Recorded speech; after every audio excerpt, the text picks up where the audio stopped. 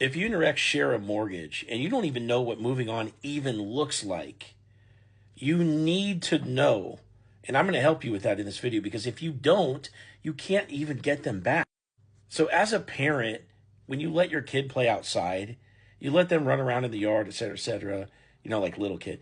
But once they get about too close to the road, once they get just close enough to the road where you can realize that if you let them get any closer, it's going to take you too long to run and catch them before they could get hit by a car. You're only going to let them go so far out. There's a comfort level with letting them play in the yard. After a breakup, your ex is going to let you play in the yard, and they're going to say to you that you can go date and that you should move on and blah, blah, blah. They're going to say these things to you. But when you actually get close enough to the road, that is going far enough down the path of your own life, your own agenda for what's next, they're going to run and come get you. Now, that's not to say that you might have to be the one to reach out to your ex. Eventually, they'll kind of open up over time. But if they can feel these sub-communications of you moving on, that's really, really going to help you. So you need to build this vision for what your life might look like without them. Who would you date? What kind of partner would you have? What would they look like? What qualities would they have?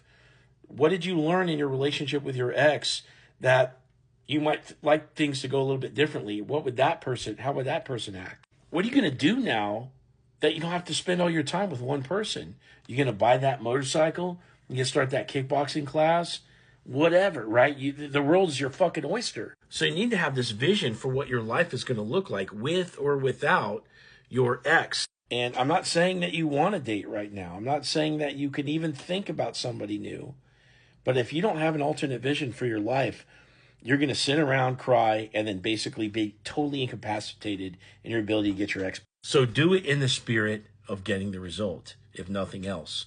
But it's not enough to just have the vision, right? You got to start taking action towards that vision. And again, once you get close enough to the road, your ex is going to come running, and you'll be like, wait, and they'll start sniffing around, and you'll feel this. And a lot of times it could take, 2 or 3 months for that to really take effect. But the more you go down the path, the earlier it's going to happen.